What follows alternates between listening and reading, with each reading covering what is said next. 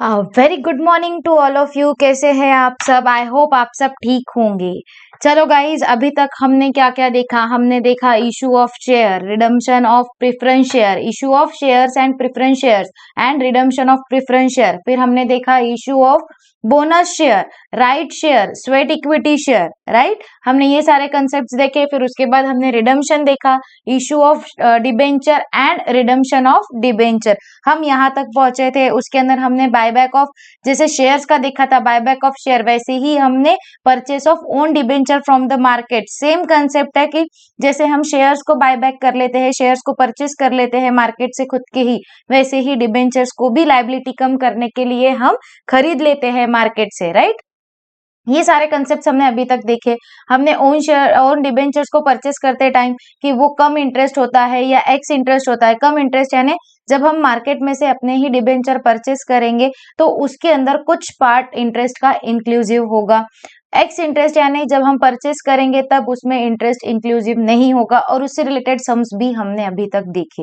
ठीक है, I hope आप लोगों ने सारे सम्स गो थ्रू किए हैं, खुद से ट्राई करने की कोशिश की है। जो होमवर्क के सम जैसे हमने ऑलरेडी सॉल्व किए हैं वैसा ही सेम अगर क्वेश्चन है तो वो हमने होमवर्क में दिया है और वो आपने होमवर्क में सॉल्व किया होगा, ऐसा मैं अज्यूम करके आगे बढ़ रही हूँ। ठीक है, अब देखो आज हमको नया कंसेप्ट पढ़ना है, sinking fund method. Redemption of debenture का ही एक और मेथड है सिंकिंग फंड मेथड। उसके पहले थोड़ा सा ब्रीफ हम एक बार नोट्स पढ़ लेंगे। आप ये तुरंत ही, मैं जैसे जैसे समझाते जाऊंगी वैसे वैसे आप लिखते भी जाएंगे।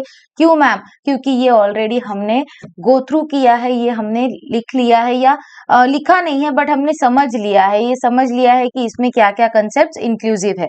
ठीक है, तो मैं जैसे जैसे आपको पढ़ाऊंगी आप ये लिखते चलो या स्क्रीनशॉट निकाल के बाद में भी लिख सकते हो। ठीक है, redemption of debenture. Redemption of debenture मतलब क्या? इट इज द प्रोसेस, ये क्या है? एक प्रोसेस है ऑफ डिस्चार्जिंग द लाइबिलिटी। जब आप डिबेंचर मार्केट में इशू करते हो तो वो फिक्स्ड रेट ऑफ इंटरेस्ट पे आप इशू करते हो, राइट। उसका टाइम पीरियड, मेच्योरिटी पीरियड भी फिक्स्ड होता है, और वो जब कंपनी को स्पेसिफिक पर्पस के लिए फंड की रिक्वायरमेंट होती है, लाइक प्रोजेक्ट फाइनेंस करना है, लाइक कंपनी को वर्किंग कैपिटल की रिक्वायरमेंट है, कंपनी को अमालगमेट करना है या मर्ज करना है, बिजनेस को एक्सपांड करना है जिसके लिए एक्स्ट्रा फंड की रिक्वायरमेंट है, at that time company issue the debenture to borrow the funds from the market। ठीक है, डिबेंचर क्या है? एक इंस्ट्रूमेंट है जो कैरी करता है fixed rate of interest and fixed maturity period. तो ये क्या है? एक प्रोसेस है जो लाइबिलिटी को डिस्चार्ज करना है, रिडम्पशन करना है। रिडम्पशन करना है यानी रीपे करना है, रीपे करना है यानी हमको क्या करना है? रीपेमेंट करना है। रिडम्पशन यानी रीपेमेंट, रीपेमेंट करना है आपको। किसका रीपेमेंट करना है? आपने जो लाइबिलिटी बोरो की है वो लाइबिलिटी को आपको रीपे करना है। आपको वो लाइबिलिटी को रीपे करना है, डिस्चार्ज करना है। अपनी लाइबिलिटी को डिस्चार्ज करना है यानी कम करना है on account of debenture. Debenture के थ्रू आपने जो लाइबिलिटी क्रिएट की है, जो फंड आपने रेज किया है, जो मनी आपने बोरो किया है, वो लाइबिलिटी को आपको रिड्यूस करना है in the form of debenture in accordance with the terms of redemption stated in the debenture trust deed. जब आपने डिबेंचर इशू किए थे तब आपने डिबेंचर ट्रस्ट डीड बनाया था जिसमें सारे टर्म्स एंड कंडीशन कि आप पार पे इशू कर रहे हो, प्रीमियम पे कर रहे हो, डिस्काउंट पे कर रहे हो, प्लस आप रिडम्पशन कैसे करने वाले हो, एट पार, प्रीमियम और डिस्काउंट करने वाले हो, या आपने कन्वर्जन का ऑप्शन दिया है, या आप कैश में पेमेंट करने वाले हो। Everything which you stated in the trust deed. जब आपने डिबेंचर ट्रस्ट डीड बनाई थी उसमें आपने सारे टर्म्स एंड कंडीशन ऑलरेडी लिखे थे। उस डीड के अकॉर्डिंग, उस टर्म्स के अकॉर्डिंग आप क्या करोगे? रीपेमेंट करोगे, रिडम्पशन करोगे, आपकी लाइबिलिटी को रिड्यूस करोगे। अब आपको तीन ऑप्शन है रीपेमेंट के। ऑप्शन कितने हैं? तीन। एक तो आप कन्वर्ट कर लो, कन्वर्ट कर लो डिबेंचर इनटू शेयर। इससे रिलेटेड सम हमने कल प्रीवियस लेक्चर में देखा है। Illustration number I guess 53 and 54 है। हाँ, शायद 53 एंड 54 ही है इलिस्ट्रेशन, जिसमें हमने देखा कि कैसे शेयर होल्डर को ऑप्शन दिया जाता है to convert their debenture into equity shares और preference share after specified period of time. एक तो वो ऑप्शन दिया जाता है, या रोल ओवर। रोल ओवर यानी क्या कि company if unable to repay the loan और repay the debenture holders, redeem करने के लिए अनेबल है तो कंपनी क्या करती है, ओल्ड डिबेंचर की जगह न्यू डिबेंचर इशू करती है carrying higher rate of interest. अगर आपने पहले ओल्ड डिबेंचर आपके 10% के होंगे तो कंपनी क्या करेगी, next time new debenture issue करेंगी carrying higher interest rate than previous one. मतलब ये 10% था तो अब नया डिबेंचर इशू करेगी 12% का। बस इतना ही है इसमें। रोल ओवर में कंपनी क्या करे, पुराने डिबेंचर की जगह नए डिबेंचर इशू कर रही है जिसका रेट ऑफ इंटरेस्ट हायर रहेगा। अब एक क्वेश्चन आ सकता है कि ma'am higher rate of interest क्यों रहेगा, बट ऑब्वियस है, अगर प्रीवियस का आप रीपे नहीं कर रहे हो और उसके बजाय, मतलब ये लाइबिलिटी है आपकी और ये लाइबिलिटी की बजाय आप रीपे करना है, आपको टू बैंक करना था, पर ये लाइबिलिटी को रीपे करने के लिए आप अनेबल हो और ये लाइबिलिटी को पे ऑफ करने के लिए आप न्यू लाइबिलिटी रेज कर रहे हो। एक लाइबिलिटी को पे ऑफ करने के लिए आप दूसरी लाइबिलिटी क्रिएट कर रहे हो, तो बट ऑब्वियस है इनको तो कुछ मिला ही नहीं, इसीलिए क्या बोलेंगे, हम लेने के लिए रेडी है, हम नए डिबेंचर्स भी लेने के लिए तैयार है पुराने डिबेंचर्स की जगह। बट अगर आप पहले हमको 10% इंटरेस्ट दे रहे होंगे तो अब हमको 12% चाहिए, तो ही हम नई लाइबिलिटी आपको देंगे। कंपनी को नई लाइबिलिटी के फॉर्म में हम आपको फंड देंगे, बट हमको क्या चाहिए, हायर रेट ऑफ इंटरेस्ट। ठीक है। एंड थर्ड, जो आज का हमारा मेन टॉपिक है, एक तो sinking fund method and insurance policy method. एक तो रिडम्पशन आप कर सकते हो थ्रू सिंकिंग फंड मेथड, और you can redeem the debenture in the form of insurance policy method. ठीक है। अब ये समझने के लिए पहले मैं आपको एक बैलेंस शीट बताती हूँ। ठीक है। ये बैलेंस शीट के फॉर्म में हम पहले एक एग्जांपल समझेंगे। ये बैलेंस शीट है, इसमें कैपिटल है 50 लाख का, इसमें असेट्स है 50 लाख। टैली है आपकी balance sheet? Yes ma'am, balance sheet तो टैली है। अब कंपनी ने क्या किया, अब कंपनी ने डिबेंचर्स इशू किए। कितने परसेंट के डिबेंचर इशू किए कंपनी ने? कंपनी ने इशू किए 15% के डिबेंचर ऑफ ₹10 लाख। अब कंपनी ने डिबेंचर इशू किए तो कंपनी के पास बैंक में पैसे आए। एंट्री पता है ना क्या करते हैं हम, bank account debit to debenture. Debenture issue करेंगे तो बैंक में पैसे आएंगे, तो बैंक में आ गए आपके 10 लाख। ठीक है, हो गया। फिर से बैलेंस शीट टैली हो गई? यस मैम, हो गई। जैसे हमने डीआरआर बनाया था, बस वही फंडा है, वही मेथड है और वही कंसेप्ट है। फिर से सिर्फ हम रिवाइज कर रहे हैं, ऐसा समझ के चलो। ठीक है। अब ये डिबेंचर का मेच्योरिटी पीरियड है 5 इयर्स। Okay ma'am. अब देखो, फर्स्ट ईयर में कंपनी ने प्रॉफिट अर्न किया। ये कंसेप्ट हमने ऑलरेडी पढ़ा है, हम सिर्फ रिवाइज कर रहे हैं। ठीक है। कंपनी ने प्रॉफिट अर्न किया 5 लाख। प्रॉफिट कहाँ आएगा? बैंक में जमा हो जाएगा। ठीक है, प्लस 5 लाख, बैंक में भी पैसा आ गया। अब क्या किया, आपके शेयर होल्डर्स को आपने एज अ डिविडेंड पूरा की पूरा जितना प्रॉफिट आया, ये पूरा की पूरा आपने उनको पे ऑफ कर दिया। यानी प्रॉफिट एंड लॉस अकाउंट नील हो गया और बैंक से पैसा चला गया। डिविडेंड कहाँ चार्ज करते हैं मैम? P&L अकाउंट को, इसीलिए डिविडेंड लेस कर दिया और पैसा जाएगा तो कहाँ से जाएगा? बैंक से जाएगा। अगेन बैंक, ये और ये मिला के सेट ऑफ हो गया, वापस ये 10 लाख के 10 लाख ही रहे बैंक में, और यहाँ तो डिबेंचर का 10 दिख ही रहा है। ठीक है मैम। फिर सेकेंड ईयर आया, फिर कंपनी ने प्रॉफिट अर्न किया, फिर कंपनी ने 3 लाख का प्रॉफिट अर्न किया। सेम 3 लाख का प्रॉफिट अर्न किया, बैंक में जमा हो गया।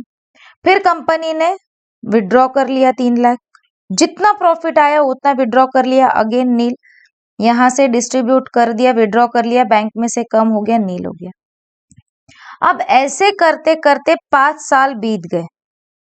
Third year, fourth year, fifth year, बीत गए और कंपनी के पास कुछ बचा ही नहीं प्रॉफिट, प्लस बैंक में 10 लाख के 10 लाख ही थे। अब मुझे बताओ कि चलो ठीक है मैम, ये तो ठीक है कि भाई डिबेंचर 10 लाख के थे और हमको रीपेमेंट भी 10 लाख का करना है, तो बैंक में इतना पैसा है हम रीपे कर देंगे। तो बच्चों, ये जो 15% डिबेंचर का इंटरेस्ट है, ये नहीं पे करना पड़ेगा क्या आपको? वो इंटरेस्ट पे करने के लिए पैसा कहाँ से आएगा? श्योरिटी कहाँ मिलेगी डिबेंचर होल्डर को कि कंपनी के पास इतने फंड है कि वो जब हमारा मैच्योरिटी पीरियड आ जाएगा, जब हमारे डिबेंचर मैच्योर्ड हो जाएंगे, तो हमको पेमेंट मिल जाएगा। श्योरिटी क्या है डिबेंचर होल्डर को? इसीलिए कंसेप्ट इमर्ज हुआ, ये सब कैंसल हुआ।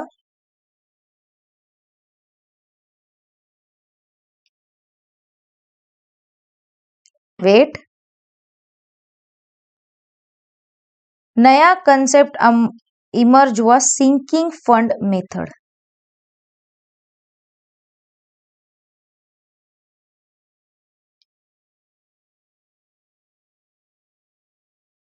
कौन सा कंसेप्ट आया?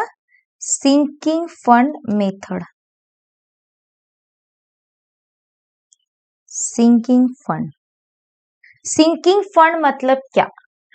कंपनी जो प्रॉफिट अर्न कर रही है, कंपनी जो प्रॉफिट अर्न करेगी, जितना भी प्रॉफिट, सपोज कंपनी ने 5 लाख का प्रॉफिट अर्न किया है, स्पेसिफिक परसेंटेज ऑफ प्रॉफिट, कोई फिक्स परसेंटेज नहीं है कि इतना ही परसेंट का प्रॉफिट ट्रांसफर करना है सिंकिंग फंड को, क्वेश्चन में दिया रहेगा उतना ट्रांसफर कर देंगे।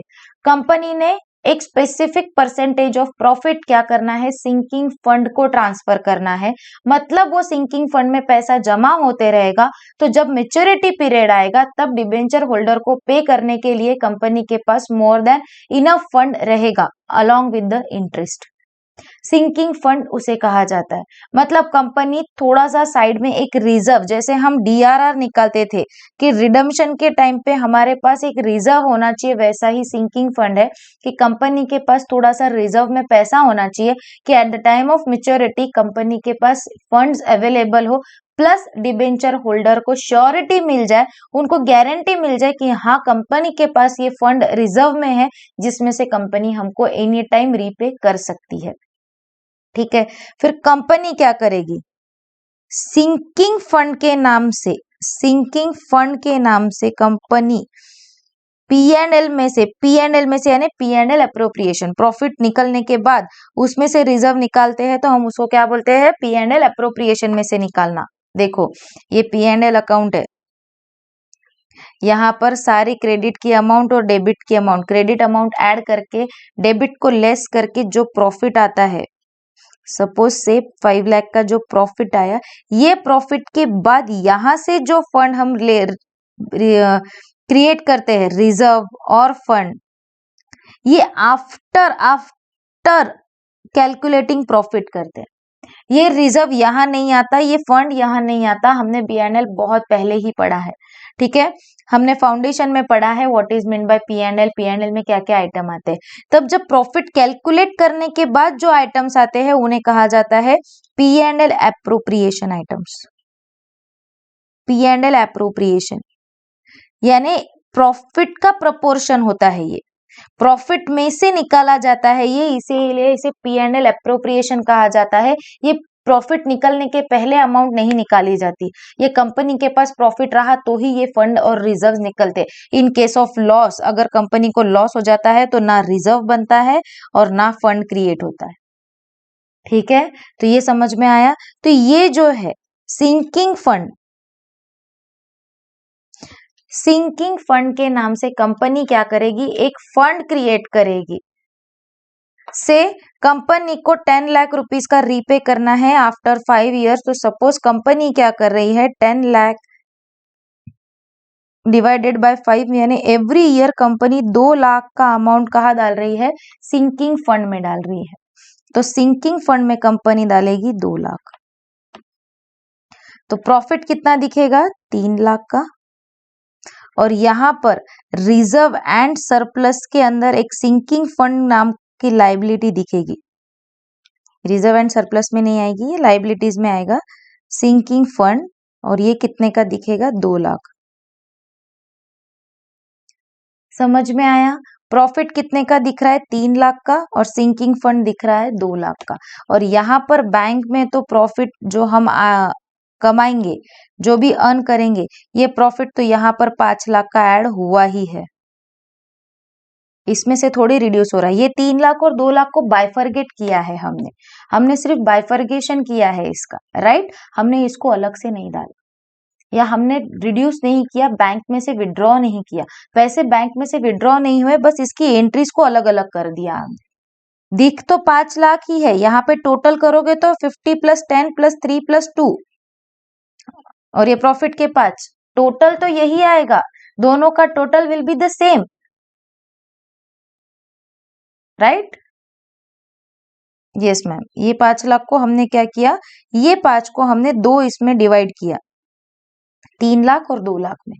करो 50 + 10 60, 60 + 5 65, और यहाँ पर टोटल करो, ये भी 65 आ रहा है, ये भी 65 ही टोटल है, और इसका टोटल भी 65 ही है। यहाँ तक समझ में आया क्या? यस मैम, समझ में आया। अब कंपनी क्या करती है, ये जो सिंकिंग फंड क्रिएट करती है कंपनी, जो ये सिंकिंग फंड, इसकी टोटल में मिटा दूंगी, धीरे धीरे समझेंगे, थोड़ा सा समझने के लिए हार्ड है सिंकिंग फंड का कंसेप्ट, एकदम माइनरली, अगर आप ध्यान से सुनोगे, एकदम ध्यान देके धीरे से, तो सब समझ में आएगा, ठीक है। अब कंपनी क्या कर रही है, ये लायबिलिटीज में कर, कंपनी क्या करेगी, अब ये जो सिंकिंग फंड का अमाउंट है, सिंकिंग फंड का अमाउंट, इसको क्या करेगी, इसको कंपनी ट्रांसफर कर देगी सिंकिंग फंड। ये आपकी क्या है मैम, ये लायबिलिटी है। तो सिंकिंग फंड जो अमाउंट बाजू में निकाल के रखा है, जो रिजर्व में निकाल के रखा है, ये अमाउंट से कंपनी इन्वेस्ट करेगी। ये जो अमाउंट है कंपनी की, जो P&L से आई है, इसको इन्वेस्ट कर देगी, और कहाँ इन्वेस्ट करेगी, इसको इन्वेस्ट करेगी सिंकिंग फंड इन्वेस्टमेंट अकाउंट। कहाँ करेगी invest, sinking fund investment account to bank.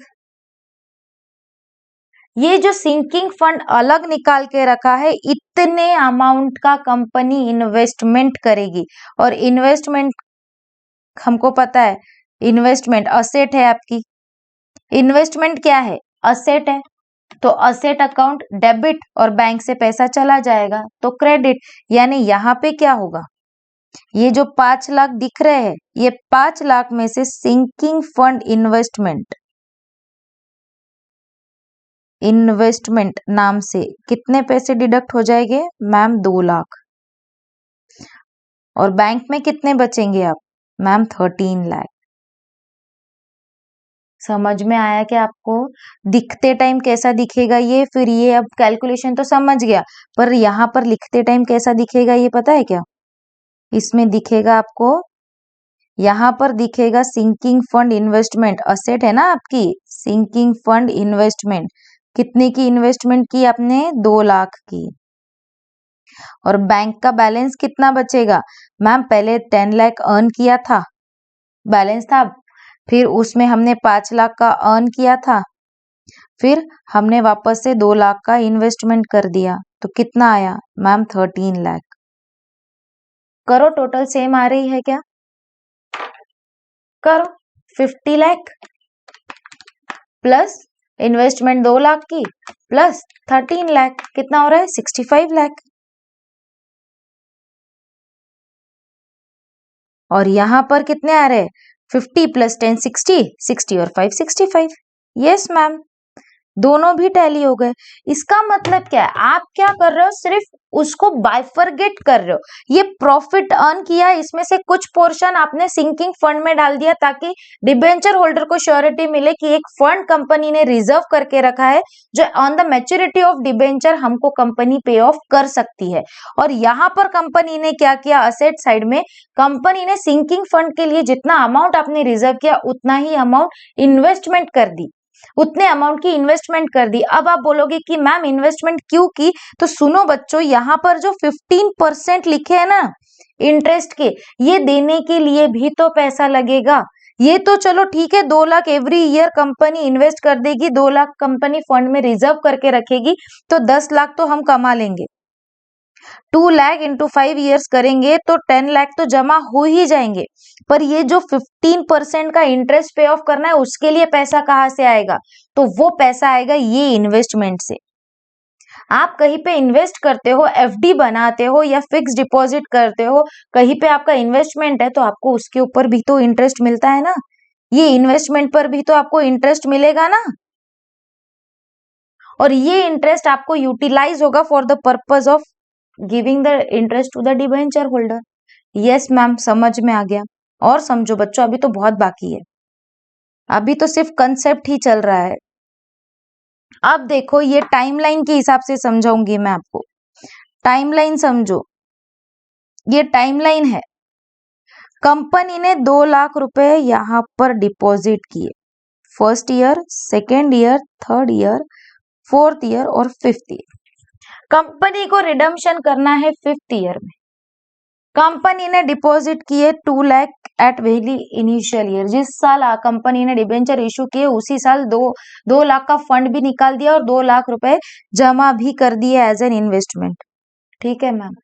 अब इसके ऊपर इंटरेस्ट मिलता है आपको 10%। तो मुझे बताओ फर्स्ट ईयर में कितना इंटरेस्ट मिलेगा मैम? 10% यानी 20,000। 20,000। चलो, और सेकेंड ईयर आपने फिर से 2 लाख रुपए इसमें इन्वेस्ट किए, टोटल कितना हो गया? 2,20,000। फिर आपको नेक्स्ट ईयर ये 2,20,000 पे 10% इंटरेस्ट मिलेगा, कितना? 22,000।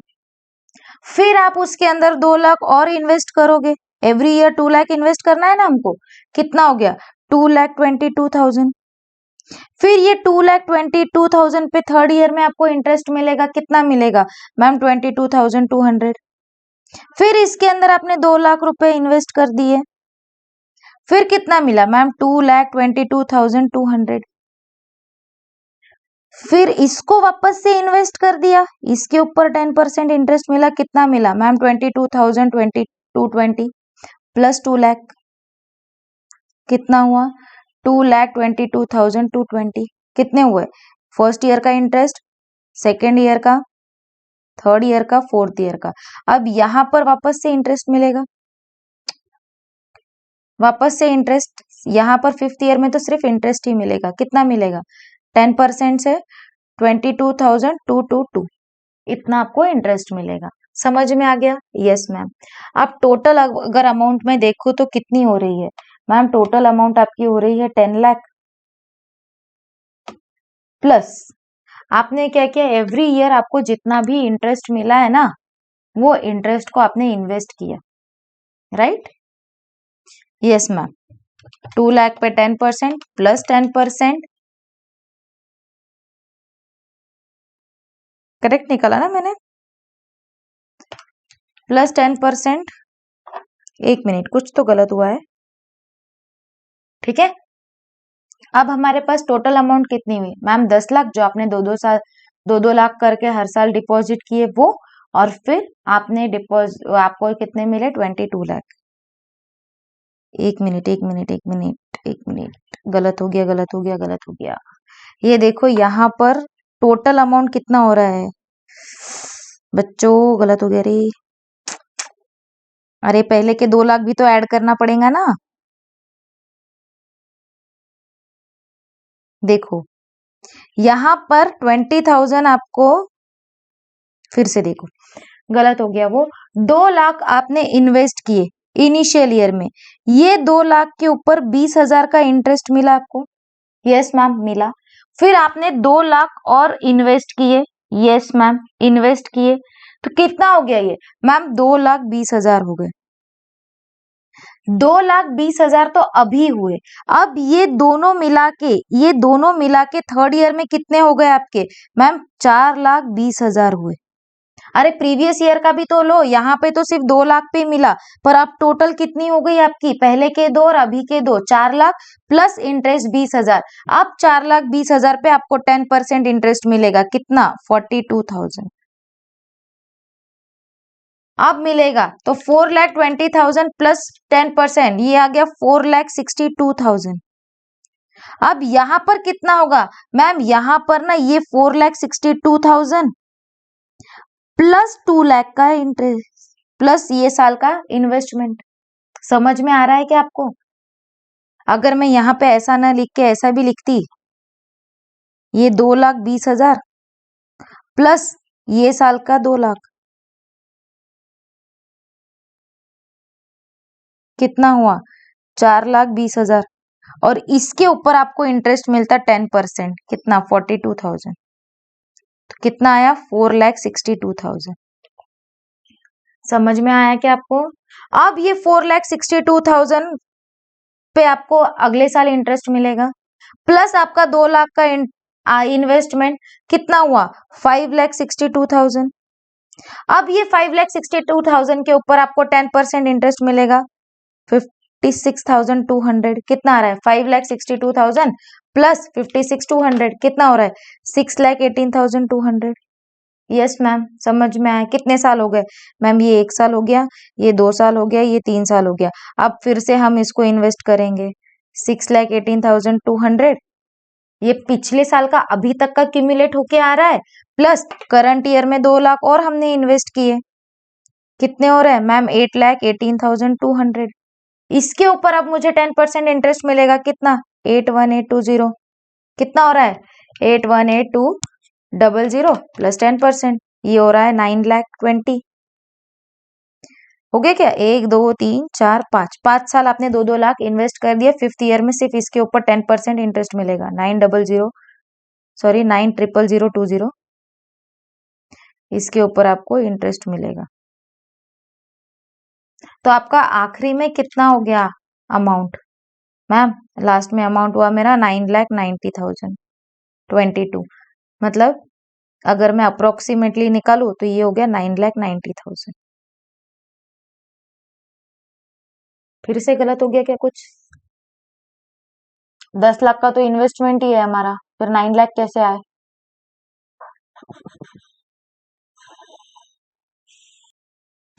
इसको 0th ईयर लो,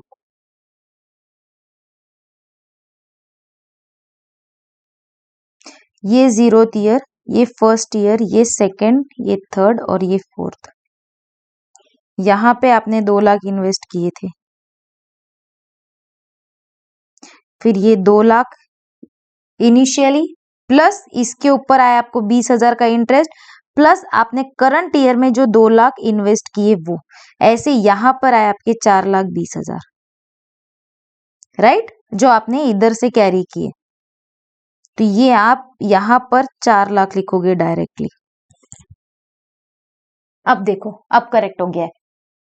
आपने इनिशियल ईयर में कितने इन्वेस्ट किए 2 लाख, तो 2 लाख के ऊपर आपको इंटरेस्ट मिलेगा 20,000, फिर आपने उसको क्यूमुलेट कर दिया, आपकी इन्वेस्टमेंट में ऐड कर दिया, तो आपके सेकेंड ईयर में टोटल इन्वेस्टमेंट हो गई 2,20,000 की, ठीक है।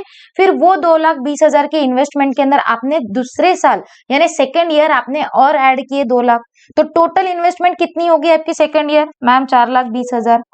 फिर आपने 4,20,000 को थर्ड ईयर में इन्वेस्ट कर दिया क्यूमुलेटिवली, तो 4,20,000 पे आपको थर्ड ईयर में इंटरेस्ट मिल गया 42,000, तो टोटल अमाउंट हो गई आपकी थर्ड ईयर में 4,62,000। फिर थर्ड ईयर में आपने और 2 लाख इन्वेस्ट किए, क्योंकि every year we have to invest 2 lakh 2 lakh 2 lakh 2 lakh, ये हमको हर साल इन्वेस्ट करने थे। तो हमने क्या किया, हर साल जितना अमाउंट इंटरेस्ट का मिल रहा है, ये जो इंटरेस्ट का अमाउंट हमको मिल रहा है, ये हम क्या कर रहे हैं, हमारी टोटल इन्वेस्टमेंट में ऐड करते जा रहे हैं। क्या कर रहे हैं, हम इन्वेस्टमेंट में ऐड कर रहे हैं, यानी इंटरेस्ट पे हमको इंटरेस्ट मिलते जा रहा है। ये जो इंटरेस्ट आपको मिला है, ये आपने क्या किया, यहाँ ऐड कर दिया, और टोटल इन्वेस्टमेंट फिर से जो कर रही है वो हम तो कर ही रहे। तो हमारा टोटल देखो 2 लाख तो है ही, प्रीवियस ईयर के 2 लाख, करंट ईयर के 2 लाख, प्लस हमको करंट ईयर में जो 20,000 का इंटरेस्ट मिला वो, यानी 4,20,000 हो गए। यानी आपने क्या किया, ये इंटरेस्ट है ना, ये आपकी इन्वेस्टमेंट में ऐड कर दिया। Every year you add up the interest in your investment, ताकि वो इंटरेस्ट के ऊपर भी आपको इंटरेस्ट मिले। देखो नेक्स्ट ईयर में आपको ये 42 लाख के ऊपर इंटरेस्ट 4,20,000 पे इंटरेस्ट मिल रहा है। अदरवाइज आपको इंटरेस्ट तो 4 लाख पे ही मिलना चाहिए था ना, 2 साल का इन्वेस्टमेंट 2-2 लाख का 4 लाख। पर आपने क्या किया, इंटरेस्ट को इन्वेस्ट कर दिया और आपको एवरी ईयर इंटरेस्ट पे इंटरेस्ट मिल रहा। तो आपको क्या करना है, ये आपने क्यों किया, इन्वेस्टमेंट फंड क्यों किया, क्योंकि मुझे at the 5th year and मुझे कितना रीपेमेंट करना था, मुझे करना था 10 लाख का रीपेमेंट। और मेरे पास अमाउंट कितना है, मेरे पास अमाउंट है 12,21,020, यानी मेरे पास 2,21,020 रुपए एक्स्ट्रा है। अगर इसमें से मैं इंटरेस्ट का कैलकुलेशन 15% लेस भी कर दूं, 15% किस पे, 10 लाख पे 15%, 10 लाख इंटू 15% कितना रहा, 1.5 लाख। तो भी मेरे पास पैसे बच रहे, कितने बच रहे, 2,21,020। मेरे पास 71,020 का सरप्लस अमाउंट। तो इस पर्पस के वजह से मैं क्या करती हूँ, सिंकिंग फंड इन्वेस्टमेंट अकाउंट बनाती हूँ। क्या करती हूँ, sinking fund investment. Sinking fund investment यानी मैं जो साइड में निकाला हुआ अमाउंट है उसको इन्वेस्ट करती हूँ for the purpose of earning interest. ये इंटरेस्ट अर्न करने के पर्पज से मैं sinking fund investment account create करती हूँ। ठीक है, अब मुझे क्या रिक्वायरमेंट है, कंपनी क्या बोलती है कि मुझे ये सरप्लस नहीं चाहिए, I don't need this surplus. मुझे आप एक ऐसा अमाउंट बताओ, जैसे मैंने ये तो रफली कैलकुलेट किया कि 2 लाख रुपए, 10 लाख मुझे पे करना है, मैच्योरिटी पीरियड 5 ईयर्स है, तो बताओ मैं कितना इन्वेस्ट करूं एवरी ईयर, तो 2 लाख वो अमाउंट आया। तो कंपनी क्या पूछती है कि मुझे बताओ इतना अमाउंट ऑफ इन्वेस्टमेंट, कि मैंने कितना इन्वेस्टमेंट करना चाहिए, इन्वेस्टमेंट मेरी कितनी होनी चाहिए कि मेरा repayment at the time of repayment principal plus interest, principal plus interest amount कितना आना चाहिए, जितना मुझे रिडम्पशन करना है, जितना मुझे रिडम्पशन करना है। तो मुझे बताओ कि मेरा इन्वेस्टमेंट कितना होना चाहिए कि मुझे ये रिडम्पशन का अमाउंट मिल जाए, जो कि प्रिंसिपल और इंटरेस्ट मिलाकर है। तो इसके अंदर क्या होता है, जो प्रिंसिपल का अमाउंट होता है और इन्वेस्टमेंट का जो अमाउंट होता है उसको हम मल्टीप्लाई कर देते हैं एन्युटी फैक्टर से, एन्युटी फैक्टर से। तो हमको ये अमाउंट मिल जाता है, कौन सा, इन्वेस्टमेंट का। और ये एन्युटी फैक्टर आपको क्वेश्चन में दिया होता है, जिससे आपको पता चल जाता है कि every year which amount, on which amount you have to invest in sinking fund investment account. ठीक है, इतना समझ में आ गया क्या, यस मैम। अब इसकी जर्नल एंट्रीज देख लो, sinking fund method, sinking fund method समझ में आया क्या, प्रिंसिपल प्लस इंटरेस्ट इतना होना चाहिए कि मुझे बताओ कि प्रिंसिपल प्लस इंटरेस्ट का amount is equal to investment, कितना अमाउंट में इन्वेस्ट करूं कि 5 साल बाद मुझे इतना अमाउंट मिल जाए कि मैं रीपे करने के लिए एबल हो जाऊं, कितना, प्रिंसिपल प्लस इंटरेस्ट। समझ में आया, यस मैम, बहुत अच्छे से। ये कुछ इंपॉर्टेंट पॉइंट्स है, ये हम बाद में देखेंगे, पहले सिंकिंग फंड मेथड देखेंगे। सिंकिंग फंड मेथड की जर्नल एंट्रीज, क्योंकि आपके बुक में एक ही क्वेश्चन है और वो क्वेश्चन डायरेक्टली आपको लेजर अकाउंट बनाने के लिए बोल रहा है, तो हम इसकी जर्नल एंट्रीज देखेंगे। देखो, वेरी फर्स्ट ईयर, सबसे पहले आप क्या करोगे, फर्स्ट ईयर में आप क्या करोगे, P&L अप्रोप्रिएशन से एक सिंकिंग फंड बनाओगे। अभी हमने बनाया यहाँ पे, ये प्रॉफिट अर्न करने के बाद हमने सिंकिंग फंड में ट्रांसफर कर दिया अमाउंट। P&L अप्रोप्रिएशन से आप क्या करोगे, सिंकिंग फंड अकाउंट बनाओगे, amount setting aside, some amount आप बाजू में निकाल के रख रहे हो for the purpose of redemption. फिर आप क्या कर रहे हो, सिंकिंग फंड इन्वेस्टमेंट कर रहे हो, ये भी हमने देखा। आप यहाँ पे सिंकिंग फंड इन्वेस्टमेंट कर रहे हो, sinking fund account debit to investment account debit to bank, bank से क्रेडिट हो गए पैसे और इन्वेस्टमेंट आ गई आपके पास में, ये भी हो गया, शुरू हो गया इसका नाटक। फिर सब्सिक्वेंट ईयर में क्या करना है, ये 2 एंट्रीज तो बहुत अच्छे से समझ गए मैम कि P&L अप्रोप्रिएशन करना है, फिर हमको इन्वेस्टमेंट भी करना है। देखो, थोड़ा टाइम लग रहा है मेथड समझने के लिए, बट अगर एक बार आपको अच्छे से समझ में आ गया तो फिर क्वेश्चन हमारा पलक झपकते सॉल्व हो जाएगा। ठीक है, क्योंकि आपके मॉड्यूल के अंदर एक ही सम दिया हुआ है, बट बहुत इंपॉर्टेंट है, अगर एग्जाम में आ गया तो 10 से 12 मार्क लेके जाएगा। और सिंकिंग फंड देख के ही आंखें बड़ी बड़ी हो जाती है कि यार ये क्या आ गया, बहुत इजी सा कंसेप्ट है, डीआरआर जैसा ही है। सब्सिक्वेंट ईयर में आप क्या करोगे, सिंकिंग फंड के ऊपर आपको इंटरेस्ट मिलेगा, तो इंटरेस्ट कहाँ आएगा मैम, बैंक में जमा होते रहेगा, bank account debit to sinking fund interest account. जो आपने इन्वेस्टमेंट की है वो इन्वेस्टमेंट के ऊपर आपको इंटरेस्ट मिलेगा, बैंक अकाउंट डेबिट, क्योंकि वो आपकी इनकम है, तो इनकम कहाँ आ रही है, बैंक में आ रही है, और क्या नाम से आ रही है, सिंकिंग फंड इंटरेस्ट के नाम से आ रही है। और फिर यहाँ पे आप क्या कर रहे हो, ये जो इंटरेस्ट आपको मिल रहा है, ये इंटरेस्ट आप क्या कर रहे हो, फंड को ट्रांसफर कर रहे हो, सिंकिंग फंड इन्वेस्टमेंट को आप क्या कर रहे हो, ट्रांसफर कर रहे हो। ठीक है, आपको जितना इंटरेस्ट मिलेगा आप उतना इंटरेस्ट एडअप करते जा रहे हो, है ना, हमने देखा ना, यस मैम हमने देखा कि हम क्या कर रहे हैं, उसको ट्रांसफर करते जा रहे हैं। ठीक है, आगे देखो, लास्ट ईयर में आप क्या करोगे, लास्ट ईयर में हमने जो इन्वेस्टमेंट बनाई थी, एवरी ईयर 2-2 साल हम इन्वेस्टमेंट डाल रहे थे, तो वो जो इन्वेस्टमेंट थी 10 लाख की हमारी जो बन गई थी 5 साल बाद, ये इन्वेस्टमेंट को सेल कर देंगे, तो सोल्ड करेंगे तो बैंक में पैसा आएगा, bank account debit to investment, sell कर देंगे तो पैसा आएगा, प्रॉफिट रहेगा तो क्रेडिट होगा, लॉस होगा तो डेबिट होगा, राइट। अगर बैंक में, अगर आपने इन्वेस्टमेंट 10 लाख की इन्वेस्टमेंट 12 लाख में बेच दी तो आपको प्रॉफिट हो जाएगा 2 लाख का, ये प्रॉफिट क्या होगा, क्रेडिट होगा। और वही अगर आपने ये इंटरेस्ट, ये अगर आपने लॉस में बेच दिया, सपोज 8 लाख में बेच दिया, तो ये 2 लाख का लॉस क्या होगा, डेबिट टू पीएनएल, राइट। तो देखो, अगर आप लास्ट ईयर, राइट लिखा ना, हाँ ठीक है, sinking fund interest to sinking fund, जो इंटरेस्ट हमको मिल रहा है वो हम ट्रांसफर कर रहे हैं उसको, ठीक है। और फिर ये इंटरेस्ट की एंट्री की, इंटरेस्ट मिलेगा, फिर इंटरेस्ट को आप ट्रांसफर करोगे हाँ ठीक है, we have to redeem.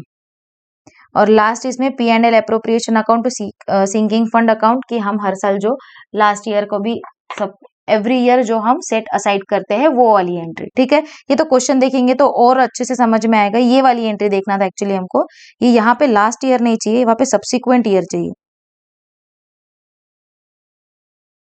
For subsequent year, for last year, last year यानी देखो, लास्ट ईयर में भी आपको इंटरेस्ट की एंट्री तो मिलेगी, लास्ट ईयर में भी इंटरेस्ट तो क्रेडिट होगा ही आपको, प्लस आप वो इंटरेस्ट भी आपके इसमें ट्रांसफर तो करोगे ही, प्लस ये आपकी लास्ट की एंट्री यानी सब्सिक्वेंट ईयर में भी तो आप हर साल प्रोपोर्शनेटली अमाउंट पीएनएल अप्रोप्रिएशन से निकाल रहे हो ना, वो वाली एंट्री है। पर उन्होंने बोला कि ये वाली एंट्री आपको करने की जरूरत नहीं है, क्यों नहीं है, क्योंकि लास्ट ईयर के अंदर तो ऑलरेडी आपका सेट ऑफ हो रहेगा, है ना। और सेल ऑफ इन्वेस्टमेंट की एंट्री क्या बोली है कि सिंकिंग फंड, जब आप जब इन्वेस्टमेंट सेल कर दोगे तो बैंक अकाउंट में पैसा आएगा और सिंकिंग फंड आपकी कम हो जाएगा, इन्वेस्टमेंट आपका क्रेडिट हो जाएगा। अगर आपको लॉस हो गया तो सिंकिंग फंड इन्वेस्टमेंट से आप क्या करोगे, कम कर दोगे लॉस को, डेबिट कर दोगे उसको, और अगर प्रॉफिट हुआ तो एड अप कर दोगे, इन्वेस्टमेंट में प्रॉफिट हुआ तो ऐड करेंगे, लॉस हुआ तो लेस कर देंगे, सारा एडजस्टमेंट इन्वेस्टमेंट अकाउंट को ही करना है। समझ में आया क्या आपको।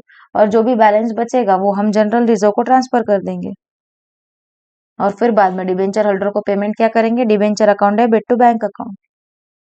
समझ में आया क्या, थोड़ा बहुत समझ में आया मैम, थोड़ा बहुत नहीं आया, तो जितना नहीं समझ में आया उतना अब हम देखेंगे क्वेश्चन में, इलिस्ट्रेशन में। अब इलिस्ट्रेशन जब हम सॉल्व करेंगे तो आपको और अच्छे से समझ में आएगा, जो हमने अभी तक पढ़ा, जो कुछ भी पढ़ा वो सब आपको समझ में आ जाएगा। सिंकिंग फंड समझ में आया क्या आप लोगों को, अच्छे से, बहुत अच्छे से समझ में आया क्या।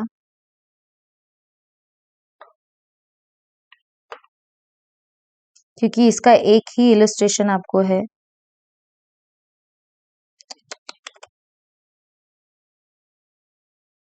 इलिस्ट्रेशन नंबर 50 निकालो ऑन पेज नंबर 95।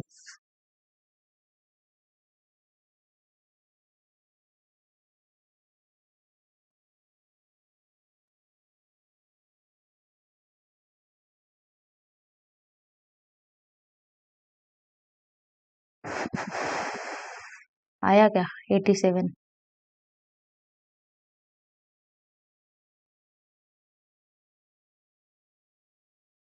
ये रहा 95। सिंकिंग फंड मेथड देखो,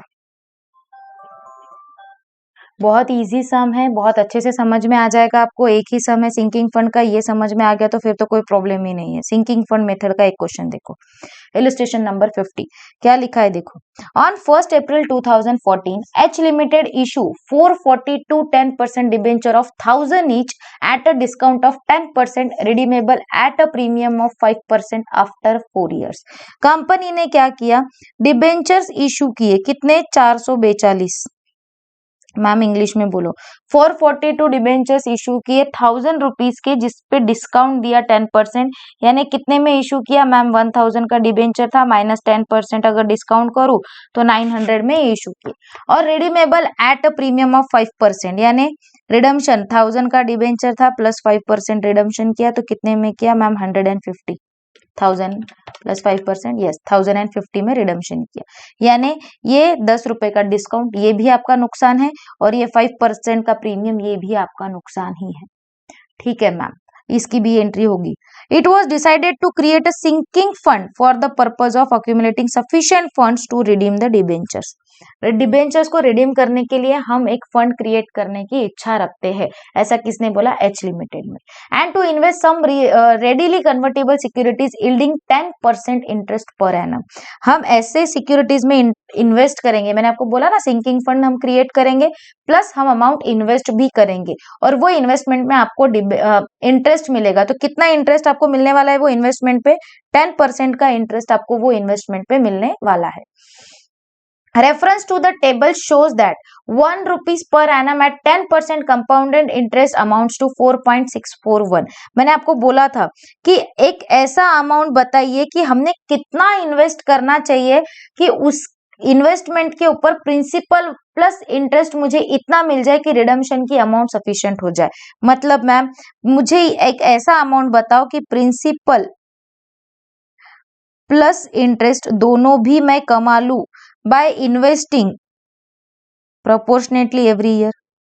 मैं कितना इन्वेस्टमेंट करूं, मुझे बताओ कि मैं इन्वेस्टमेंट कितना करूं कि 4 साल बाद मैं पेमेंट कर सकूं प्रिंसिपल प्लस इंटरेस्ट का।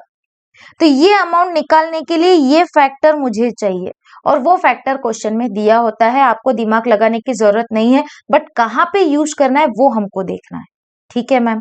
Investments are to be made in the books in the bonds of 1000 each available at par. और हम इन्वेस्टमेंट कहाँ कर रहे हैं, बोला हम एक बॉन्ड्स, गवर्नमेंट के जो भी बॉन्ड्स है उसके अंदर हम इन्वेस्टमेंट करने वाले हैं जिनका फेस वैल्यू है 1000, जो पार में इशू किए गए हैं। On 31st March 2018, the investments realized rupees 3,40,000। जो इन्वेस्टमेंट आपने की थी, ये जो इन्वेस्टमेंट अभी हमने जिसकी अमाउंट निकाली ही नहीं है, ये इन्वेस्टमेंट जो आप कर रहे हो बोला है, वो इन्वेस्टमेंट को सेल करके आपको कितने रियलाइज हुए, 3,40,000 आपको रियलाइज हुए। एंड डिबेंचर्स वेयर रिडीम, आपको इतने पैसे मिल गए और आपने डिबेंचर्स को रिडीम कर दिया। Bank balance on that date was 50,000, और आपको बैंक का बैलेंस भी दे दिया, 50,000 था। Required to prepare debenture redemption fund account, जिसे हम क्या कहते हैं, sinking fund account. Sinking fund account की जगह उन्होंने दे दिया डिबेंचर रिडम्शन फंड अकाउंट बनाओ, और debenture redemption fund investment account, जिसे हम सिंकिंग फंड इन्वेस्टमेंट के नाम से अभी तक देख रहे थे। ये 2 अकाउंट आप हमको बना के दो, ऐसा उन्होंने बोला। ठीक है भाई, बना देते हैं। अब हमको इसमें ना उन्होंने डायरेक्ट ना लेजर बनाने को बोला है, बट देखो अगर डायरेक्ट लेजर बनाएंगे तो कुछ भी समझ में नहीं आएगा। इसीलिए सबसे पहले हम क्या करते हैं, हम लोग जर्नल एंट्रीज पास करते हैं क्वेश्चन की, और फिर उसके ऊपर लेजर बनाएंगे। चलेगा, हमको टाइम लगेगा, एक ही क्वेश्चन को समझने के लिए 1 घंटा भी लगा तो चलेगा, बट वो क्वेश्चन इतने अच्छे से आ जाना चाहिए कि क्वेश्चन में एग्जाम में सिर्फ गो थ्रू भी कर लो तो आपको रिमाइंड हो जाए कि हमने उसमें क्या पढ़ा था। ठीक है, जर्नल एंट्री के लिए फॉर्मेट बनाएंगे। चलिए illustration number 50।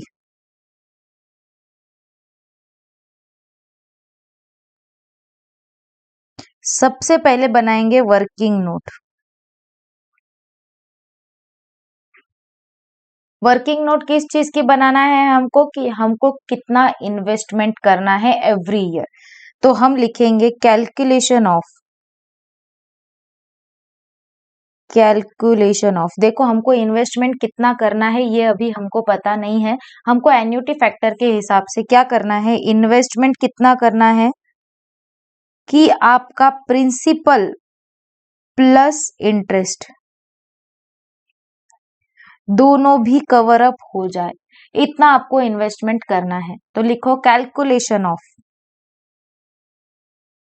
Amount of profit set aside, कितना प्रॉफिट हमने अलग से निकाल के रखना चाहिए for the purpose of making in sinking fund and for the purpose of investment. तो सबसे पहले फेस वैल्यू ऑफ डिबेंचर कितना है? फेस वैल्यू ऑफ डिबेंचर कितना है? देखो क्वेश्चन में कितना है, 442 face value, redemption face value पे है। रिडम्शन के लिए करना है हमको, तो इशू का कुछ भी मैटर नहीं है। फेस वैल्यू कितनी है? 442 डिबेंचर्स ऑफ 1000 ईच, और रिडम्शन कितने पे कर रहे हैं? At a premium of 5%। तो फेस वैल्यू ऑफ डिबेंचर कितने हैं? 442 डिबेंचर ऑफ 1000 ईच, यानी कितने हुए? 4,42,000। यस, प्लस हमको इसके ऊपर क्या करना है? प्रीमियम पे करना है। तो प्रीमियम पेबल ऑन रिडम्शन कितना करना है? 5%। तो 5% फेस वैल्यू पे आएगा, तो 4,42,000 इंटू 5% कितना आ रहा है? 22,100। तो टोटल कितना करना है आपको? टोटल कितना है? टोटल है 4,64,100। और इसे क्या कहा जाता है? ये जो अमाउंट निकलता है इसे कहा जाता है, इसे कहा जाता है डेप्रिशिएबल कॉस्ट, क्योंकि ये फुल अमाउंट नहीं है। इसको एन्युटी फैक्टर से डिवाइड करेंगे तो पता चलेगा हमको कि हमको कितना इन्वेस्टमेंट करना है। तो इसे कहा जाता है डेप्रिशिएबल कॉस्ट। क्या कहा जाता है इसे?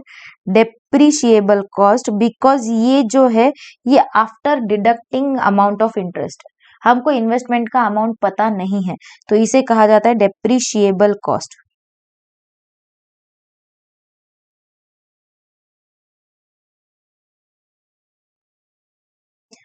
ए प्लस बी।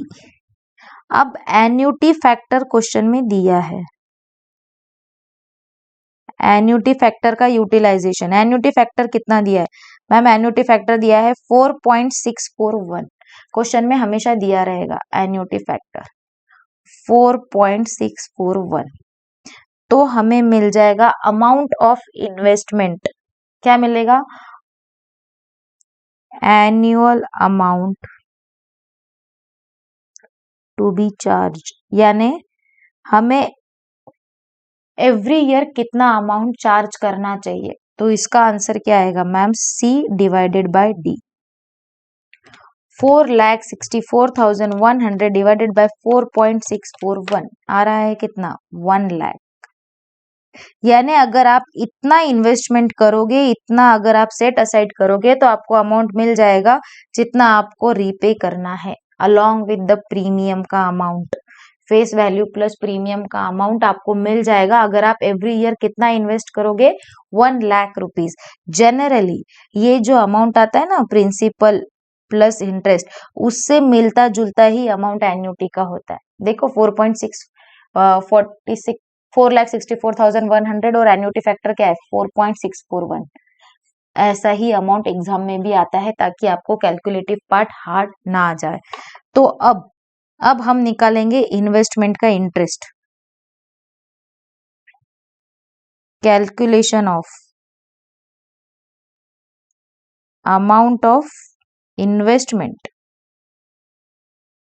अब कितना इन्वेस्ट करना है प्लस इंटरेस्ट, ये निकल गया आपका सिंकिंग फंड से कितना आपको चार्ज करना है टू पीएनएल। पीएनएल एप्रोप्रिएशन में कितना आपने इन्वेस्ट करना चाहिए, और अब आप निकालोगे इन्वेस्टमेंट प्लस इंटरेस्ट का अमाउंट। इसके लिए आपको एक टेबल बनाना पड़ेगा। बनाइए टेबल ईयर, क्योंकि 4 साल बाद रिडम्शन करना है तो ईयर लिखना जरूरी है, तो पता चलेगा कि एवरी ईयर आप कितना इंटरेस्ट गेन कर रहे हो। जैसे हमने आपको अभी बताया था कि क्यूमुलेटिवली कैसे इंटरेस्ट एडअप होते जाता है, तो वो ही हमको यहाँ पे कैलकुलेट करना है। फिर ओपनिंग बैलेंस, फिर इंटरेस्ट, इंटरेस्ट कितना है ma'am at the rate of 10%, इसको भी नाम दे देते ए बी, इंटरेस्ट का पे बी इंटू 10%। फिर थर्ड, अब इन दोनों का टोटल, पहले तो सेविंग्स कितनी करना है आपको, इन्वेस्टमेंट आएगा आपका, सेविंग हर साल कितने आएंगे, सेट असाइड कितना कर रहे 1 लाख, 4 साल में रिडम्पशन करना है तो सेविंग तो चारों साल का 1 लाख ही आएगा, ये would be same in every year, saving same रहेगा, एक ही अमाउंट रहेगी यहाँ पे 1 लाख, चारों साल आप कितना इन्वेस्ट करने वाले हो, every year you have to invest 1 lakh rupees, ये हमने निकाला है ऊपर कि एवरी ईयर हमको कितना इन्वेस्ट करना है, कितने साल बाद रिडम्पशन करना है, 4 साल बाद, तो टोटल इन्वेस्टमेंट कितना हो जाएगा, ओपनिंग लिया था हमने, ओपनिंग पे इंटरेस्ट ऐड किया था, प्लस करंट ईयर का सेविंग किया था, और इन तीनों का टोटल करके हमारी टोटल इन्वेस्टमेंट आई थी, याद है ना, यस मैम याद है, नहीं याद है तो बताओ क्या एक बार,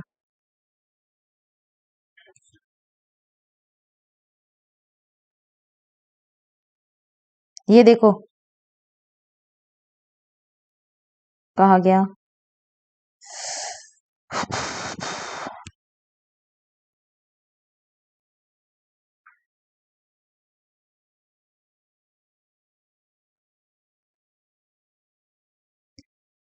ये देखो ओपनिंग प्लस इंटरेस्ट, इसका टोटल लिया था और फिर करंट ईयर का सेविंग किया था तो क्या मिल गया था, क्लोजिंग, ऐसे ही किया था हमने, बस वही सिस्टम हमको यहाँ फॉलो करना है।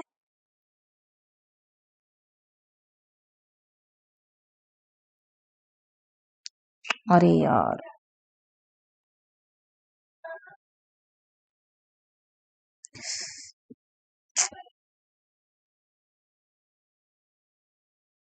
हमने जो सॉल्व किया था उसको सिर्फ एक फॉर्मेट का नाम दे दिया हमने, investment and then closing balance, है ना, इन्वेस्टमेंट एंड देन आपका आ जाएगा क्लोजिंग बैलेंस,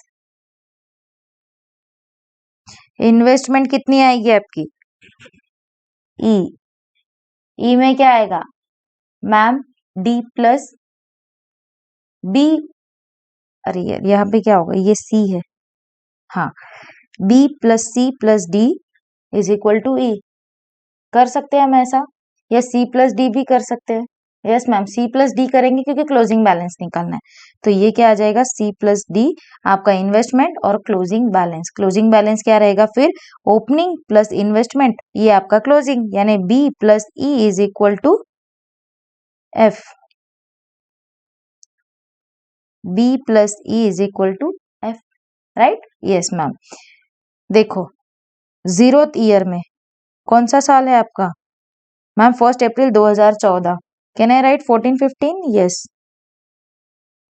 14-15 में कोई ओपनिंग बैलेंस है क्या, नहीं मैम, हम ओपनिंग बैलेंस क्रिएट करने वाले हैं 14-15 में, सबसे पहले हम सेविंग करेंगे, पहले ही ओपनिंग बैलेंस आ जाएगा क्या, नहीं आएगा, पहले आप सेविंग करोगे, फिर इन्वेस्टमेंट कितना रहेगा, सी प्लस डी, आपका इंटरेस्ट प्लस सेविंग सेम है 1 लाख, तो क्लोजिंग बैलेंस भी कितना रहेगा 1 लाख, नेक्स्ट ईयर 15-16 में आपका ये क्लोजिंग यहाँ का ओपनिंग बन जाएगा 1 लाख, फिर इसके ऊपर आपको इंटरेस्ट मिलेगा एट द रेट ऑफ 10%, 10,000, 10% कहाँ से आया, तो हमको बोला है कि हम बॉन्ड में इन्वेस्ट करेंगे जिसका जो बियर करता है 10% इंटरेस्ट, तो सेविंग प्लस इंटरेस्ट कितना हो गया आपका मैम 1,10,000, तो फिर ये ओपनिंग प्लस ये 1,10,000 कितना हुआ 2,10,000, फिर 16-17 में कितना आया 2,10,000, इसका क्लोजिंग आपका ओपनिंग हो गया, उसके ऊपर 10% इंटरेस्ट 21,000,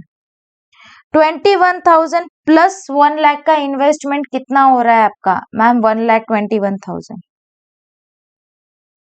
1,21,000 प्लस 2,10,000, समझ में आ रहा है कि आपको क्या कर रही हूं मैं, इसका और इसका टोटल कितना आ रहा है मैम 3,31,000, 3,31,000 17-18,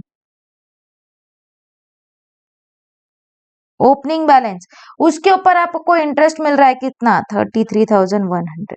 फिर आपने सेविंग की 1 लाख की। अब बताओ इन्वेस्टमेंट, नहीं मैम अब इन्वेस्टमेंट नहीं आएगा क्योंकि 4 साल बाद तो रिडम्पशन ही हो जाएगा, तो चौथे साल इन्वेस्ट करने की जरूरत ही नहीं है, तो क्लोजिंग बैलेंस आएगा ही नहीं। ये जो हमने टोटल इन्वेस्टमेंट किया ना, ये इन्वेस्टमेंट कितने का हुआ हमारा मैम, 1 लाख प्लस 1,10,000 प्लस 1,21,000, ये हो रहा है हमारा 3,31,000 का हमने टोटल इन्वेस्टमेंट कर दिया।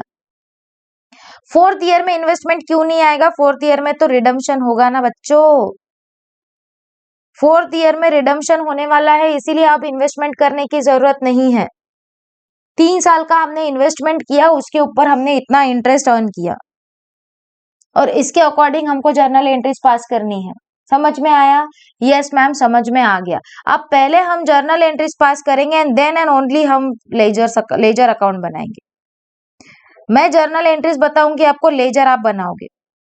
चलो journal entries, ma'am general entries लिखना जरूरी है क्या? हाँ जरूरी है, क्वेश्चन में तो नहीं बोला है, बट जब हम सॉल्व करेंगे तो हमको आना चाहिए।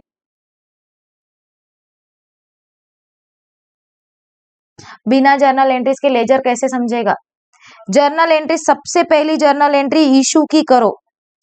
उसने 442 डिबेंचर इशू किए, 1000 each at a discount of 10% and redemption at premium of 5%। हमको पता है डिबेंचर का प्रीमियम पे करना पड़ता है, तो हम loss on the assumption prudent basis के ऊपर हम लॉस और एक्सपेंसेस को पहले ही रिकॉग्नाइज कर लेते हैं। चलो एंट्री करो। Bank account debit, discount on issue of debenture account debit.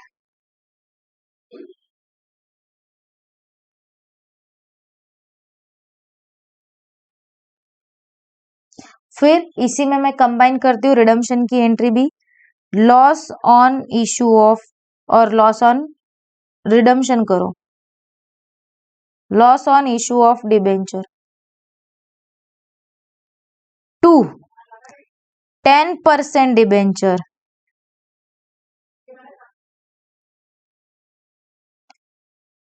2 premium on redemption. ये लॉस ऑन इशू की जो एंट्री है ना, ये वाली, इसके लिए यहां पे आएगा 2 premium on redemption.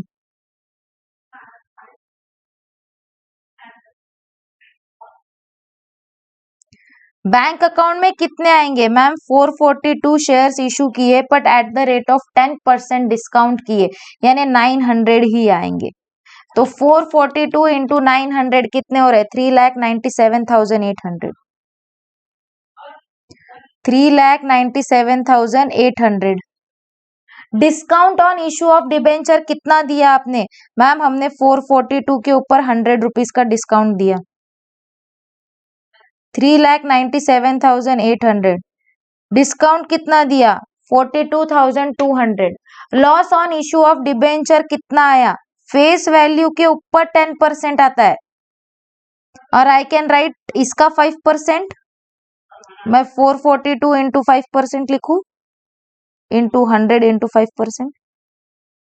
442 debenture of 100 each, इसका 5% कितना आ रहा है? 22,100। 442 इंटू 100, यस।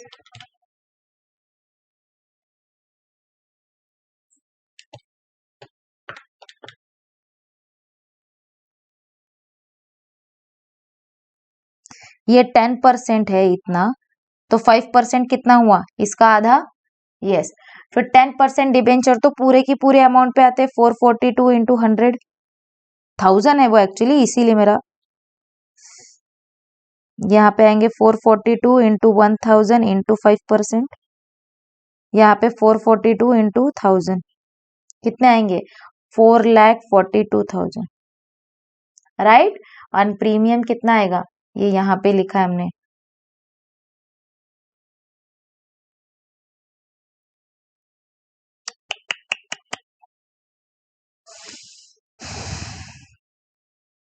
प्रीमियम लिखो 22,100।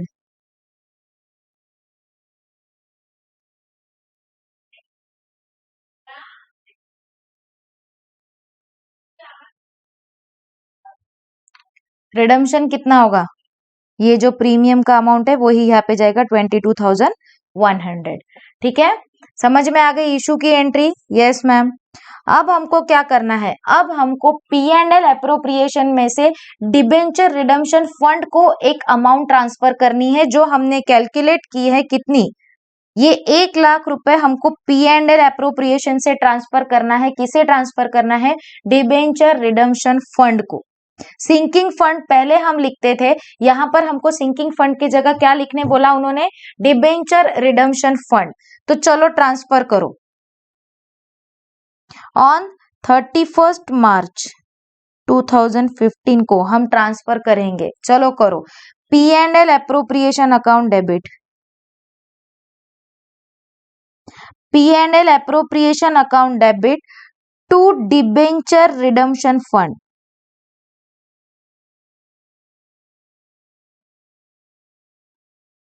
और कितना अमाउंट ट्रांसफर करना है हमको? मैम हमको 1,00,000 ट्रांसफर करना है। 1,00,000, 1,00,000। ठीक है, हो गया ट्रांसफर? Yes ma'am. अब हमको क्या करना है, यही अमाउंट हमको इन्वेस्टमेंट, देखो इन्वेस्टमेंट की अमाउंट अलग है, एवरी ईयर हमको अलग अलग इन्वेस्टमेंट करना है। बोलोगे मैम हर साल 1,00,000 करना है क्या? नहीं, हर साल हमको फंड 1,00,000 का अलग निकालना है, इन्वेस्टमेंट तो हमको क्यूमुलेट करना है इंटरेस्ट के साथ में, इंटरेस्ट इंक्लूड करके फिर इन्वेस्टमेंट करना है। इसीलिए ये हमने टेबल बनाया। अगर 1,00,000 करना रहता तो इतना टेबल बनाते क्यों, इतना झमेला करते क्यों? इन्वेस्टमेंट का अमाउंट अलग है। तो फर्स्ट ईयर में इन्वेस्टमेंट कितना है मैम? 1,00,000 का है। चलो करो, सेम है, इन्वेस्टमेंट के डेट भी सेम है, 31 मार्च 2015। अरे यार, करो इन्वेस्टमेंट। इन्वेस्टमेंट कैसे करेंगे? डिबेंचर रिडम्शन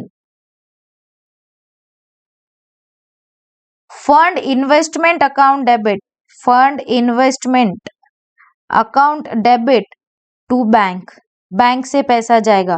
फर्स्ट ईयर में तो 1,00,000 ही जाएगा,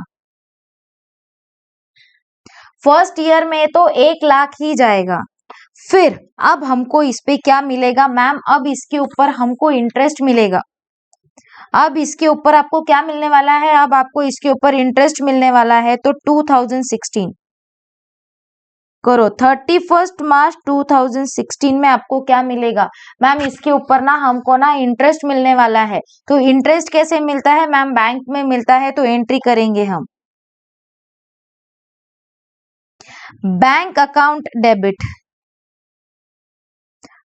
टू, इंटरेस्ट किस पे मिलेगा? इन्वेस्टमेंट पे, to interest on debenture redemption fund investment. अब मैं DRFI लिखूंगी directly, DRFI debenture redemption fund investment account. और कितना मिलेगा? देखो हमारे पास में है 2016, उसका इंटरेस्ट कितना है? 10,000। यस मैम है, तो लिखो 10,000, 10,000, 10,000, 10,000। यस मैम, समझ में आ गया? Yes ma'am, definitely. अब अगेन 2016 में भी हम क्या करेंगे? 31 मार्च को अगेन P&L अप्रोप्रिएशन से अमाउंट ट्रांसफर करेंगे। चलो करो, P&L से कितना ट्रांसफर करना है मैम? 1,00,000 करना है। चलो करो, P&L appropriation account debit to DRF, कितना? 1,00,000, 1,00,000। और अब इसके ऊपर इंटरेस्ट की एंट्री। पहले एक काम करो, ये इंटरेस्ट को ट्रांसफर कर दो, ये DRFI को, ये इंटरेस्ट को ट्रांसफर करना है ना हमको। कहाँ ट्रांसफर करना है? हमको ट्रांसफर करना है डिबेंचर रिडम्शन फंड को।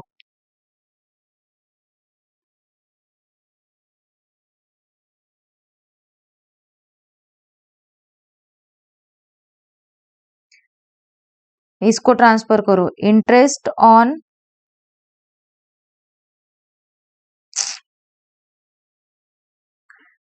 यार, interest on debenture redemption fund investment account to debenture redemption fund. पहले फंड को ट्रांसफर करेंगे ना हम, राइट? पहले फंड को ट्रांसफर करेंगे इसको। हाँ आ रहा है। अब ये एंट्री पहले करना, ये एंट्री यहाँ पे करना और फिर P&L से अप्रोप्रिएशन को ट्रांसफर कर देना, ठीक है? Yes ma'am. अब हम अगेन क्या करेंगे, करंट ईयर में इन्वेस्टमेंट करेंगे। अब इन्वेस्टमेंट की एंट्री, अब इन्वेस्टमेंट कितना आएगा मैम? अब करंट ईयर का इन्वेस्टमेंट कितना है? 1,10,000। देखो सेकेंड ईयर में कर रहे हैं, सेकेंड ईयर का इन्वेस्टमेंट कितना है? 2016 का, 2016 का इन्वेस्टमेंट, सॉरी 2000, हाँ 15-16 का, 15-16 का इन्वेस्टमेंट कितना है मैम? 1,10,000। और उस नेक्स्ट ईयर उस पे इंटरेस्ट कितना मिलेगा मैम? 21,000। समझ में आ रहा है ना आप लोगों को मैं क्या बता रही हूँ? अब यहाँ पर आप इन्वेस्टमेंट की एंट्री करोगे। इन्वेस्टमेंट की एंट्री क्या होती है? DRFI account debit to bank. और कितना इन्वेस्टमेंट करेंगे? टेबल में देखिए आप, 1,10,000, 1,10,000। और ये भी 31 मार्च 2016 की ही एंट्री है, ये भी 31 मार्च 2016 की ही एंट्री है। अब इसका इंटरेस्ट हमको नेक्स्ट ईयर मिलेगा, तो चलो इंटरेस्ट की एंट्री करो। 31 मार्च 2017, अब ये 1,10,000 जो है इसके ऊपर इंटरेस्ट मिलेगा, तो इंटरेस्ट की एंट्री करो। Bank account debit to interest on DRFI। कितना आया था इंटरेस्ट हमारा मैम? हमारा इंटरेस्ट ना कितना आया था?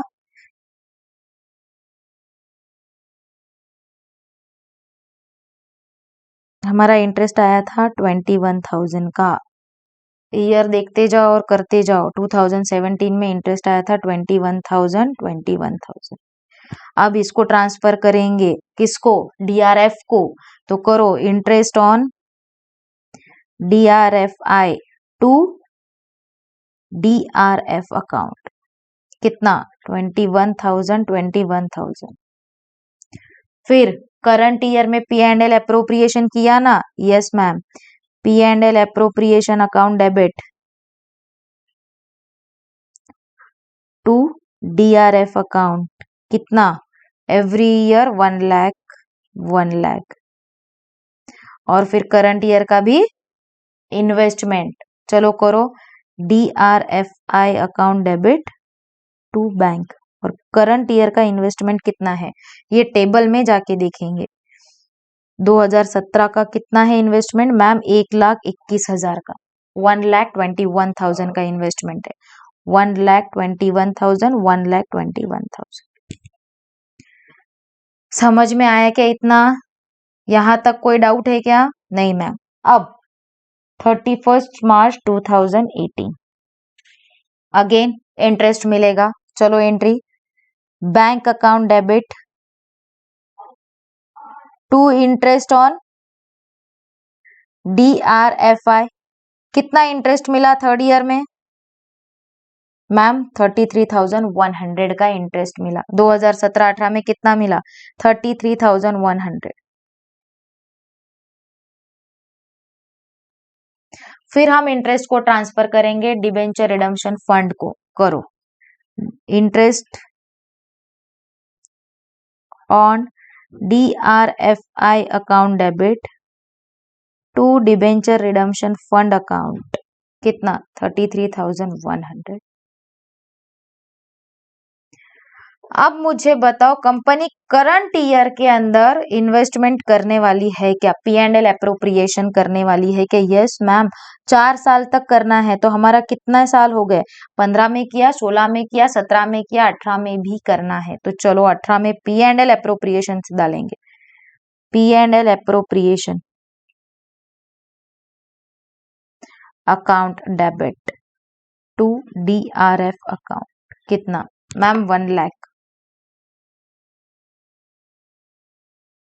अब बताओ इन्वेस्टमेंट की एंट्री होगी क्या? नहीं मैम, अब तो इन्वेस्टमेंट खत्म हो गई। इन्वेस्टमेंट खत्म हो गई ना हमारी, हमने निकाला था ना। अब 2 मिनट रुक जाओ, इसको लोड होने को आपको पता है कि टाइम लगता है। हमने इन्वेस्टमेंट खत्म कर दी। हमने फर्स्ट ईयर 1 लाख का इन्वेस्टमेंट किया था, फिर हमने 1,10,000 का इन्वेस्टमेंट किया, फिर हमने 1,21,000 का इन्वेस्टमेंट किया और अब हमारा इन्वेस्टमेंट खत्म हो गया। राइट, अब हमको इन्वेस्टमेंट नहीं करना है, हमने कैलकुलेटिव पार्ट देख लिया। अब हम क्या करेंगे, हम इन्वेस्टमेंट को सोल्ड आउट कर देंगे। देखो, अब हमको क्या करना है, हमने टोटल इन्वेस्टमेंट कितने का किया था मैम, हमने टोटल इन्वेस्टमेंट किया था 3,31,000 का। हम लास्ट ईयर में है, लास्ट ईयर में देखो हमारा यहाँ पर फोर्थ ईयर में हमने कुछ भी इन्वेस्टमेंट नहीं किया। हमने 2015 में किया, 16 में किया, 17 में किया, 18 में हमने इन्वेस्टमेंट ही नहीं किया। हमारा टोटल इन्वेस्टमेंट कितना हुआ, हमने देखा है 3,31,000 का हमारा टोटल इन्वेस्टमेंट है। और अगर आप क्वेश्चन रीड करो तो क्वेश्चन में दिया है कि आपने इन्वेस्टमेंट को सोल्ड किया 3,40,000 में। कितने में सोल्ड आउट किया, वहां पे क्लियर नहीं दिख रहा है। 3,40,000 में आपने इन्वेस्टमेंट को सोल्ड आउट किया। तो अब ये इन्वेस्टमेंट सोल्ड की एंट्री, अब आपने क्या किया, इन्वेस्टमेंट को सोल्ड कर दिया। ठीक है,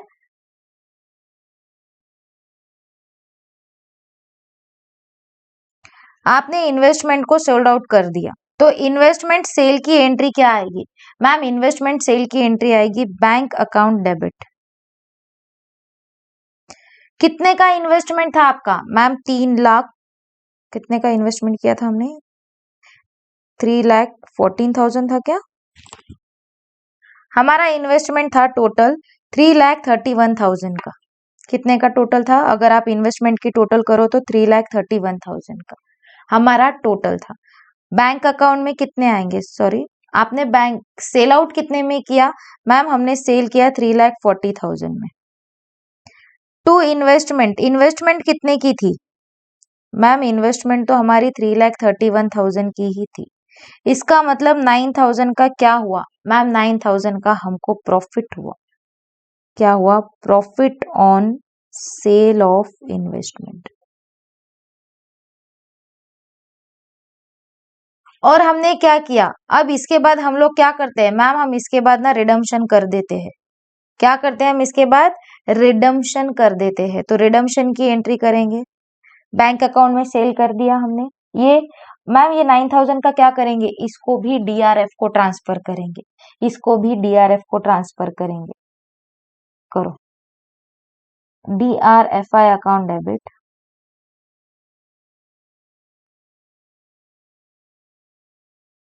टू डीआरएफ अकाउंट 9,000 9,000। समझ में आया क्या, यस मैम समझ में आ गया। अब इसके बाद आप क्या कर रहे हो, रिडम्पशन कर रहे हो डिबेंचर होल्डर का। 10% डिबेंचर, लाइबिलिटी को रिड्यूस करो, 10% debenture account debit to,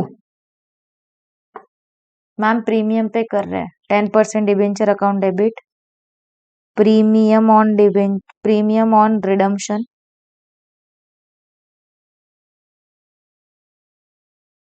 to debenture holder account.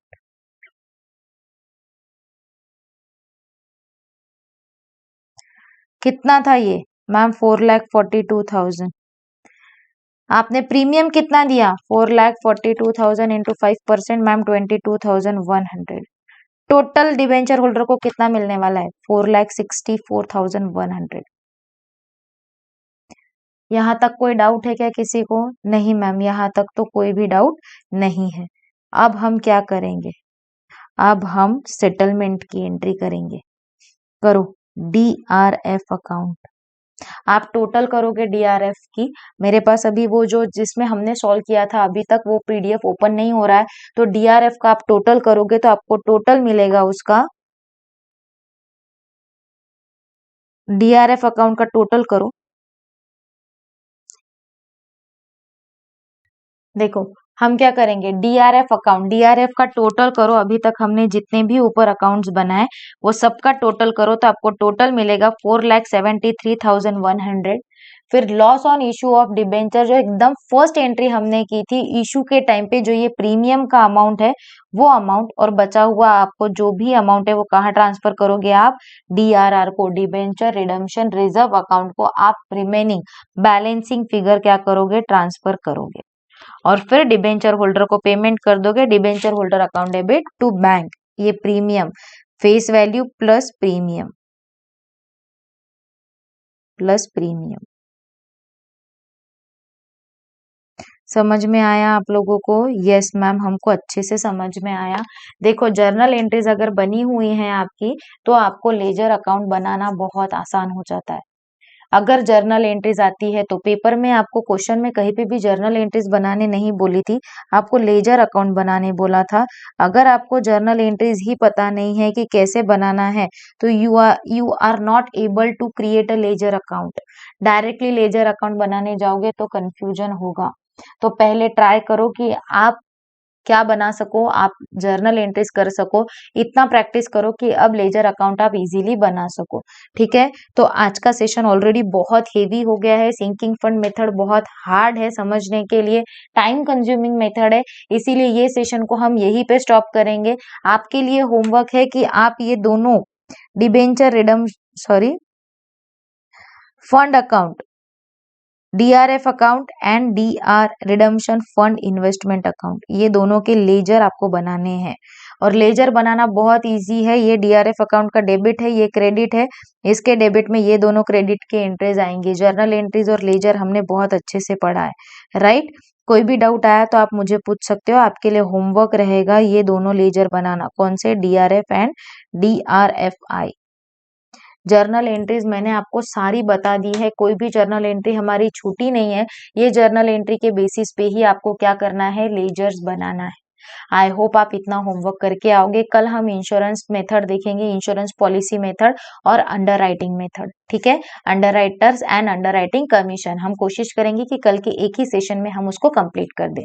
I hope you understand the today's session. कोई भी डाउट हो तो आप मुझे पूछ सकते हो। आज के लिए हम यही पे स्टॉप करते हैं। Thank you, bye bye, take care.